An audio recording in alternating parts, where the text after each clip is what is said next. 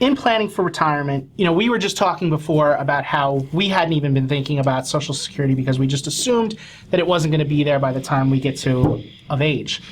What advice would you have for people who haven't been thinking about this but ought to start planning for their retirement? Yeah, I think if you've never looked at Social Security, you want to understand the rules of engagement, like what determines what your benefit amount's going to be. You need to know it's based on your highest 35 years of indexed earnings, so you need a minimum of 10 years of earnings.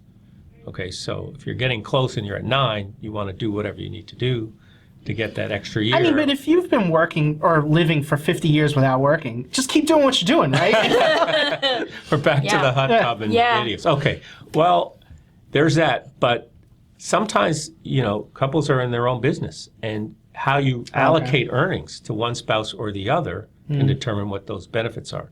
So you want to make sure you're positioning income properly to maximize each of your eligible benefits, because you only pay Social Security tax up to $137,700.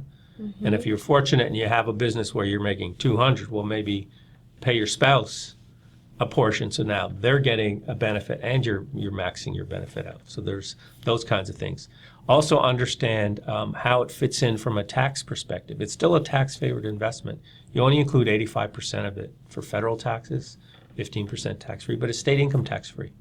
So if you accumulate inside a traditional IRA and you take a distribution, you pay full tax, federal and state, on all of that, but not on Social Security. So it's a different animal altogether. It's a pension, it's a tax-favored investment, and there are things you can do to maximize those benefits. And then you get to the filing strategies, what's available. So it's a whole process. So just be mindful of the thinking that it's not going to be there and I shouldn't pay any attention to it till the very last minute would be a mistake. Again, just like most things, you want to understand how it works, if there are things you can do, how to maximize it, and if you are close to retirement, you definitely want to do a deep dive on it. Yes, that's what I was going to ask next. Yeah. What age would you recommend people start really looking at it? Yeah.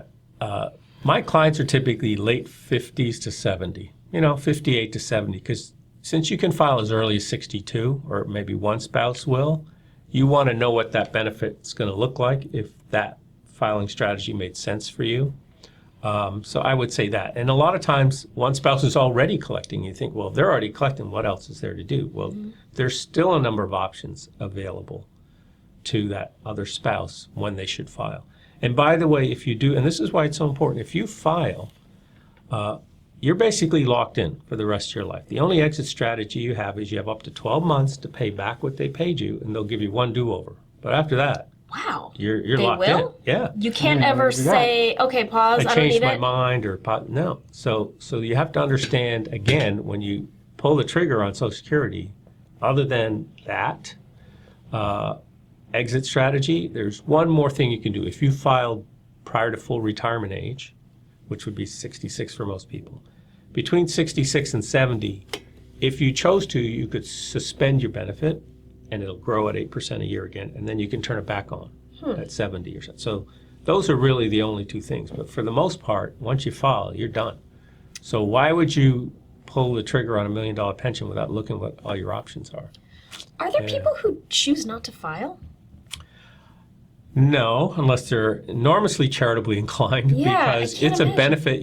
My clients, and I have clients of very wealthy people, they all collect their benefits. Warren Buffett collects Social Security. We all paid into it. Yeah, you all paid into it. The word entitlement is kind of a misnomer because it's not something for nothing. We paid for it. Right, exactly. If you paid into the system, that was the deal. You pay in, and when you retire, they pay you. Right.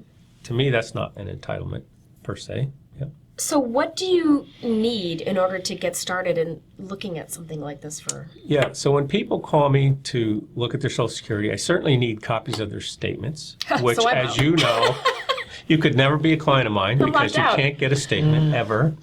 Well, I guess you can go to a Social Security office and get a statement. They won't ask me the same series of questions? What if I present my Social Security card?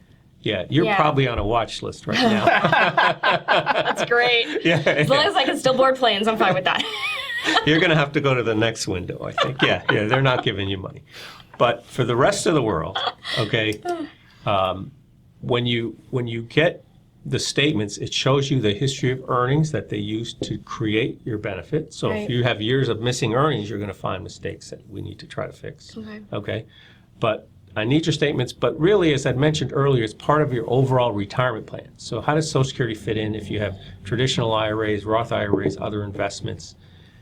The best Social Security strategy depends on what other money you have. Do you have life insurance, long-term care? Because it's really just a subset of retirement income planning. So I need to know, where your investments are and insurance and all of that, as well as your Social Security benefits. And then I identify what I would call that sweet spot strategy of all the things you could do, which is the one that's best for you and your specific situation. And so, again, it's financial planning for just that Social Security asset, but it's affected by what other monies you have. Yep. And how long you plan to work and life expectancy and all kinds of other factors. Yeah. No simple formula. You can't just throw numbers into the software and spit out the best answers. There's a lot of creativity and design to it.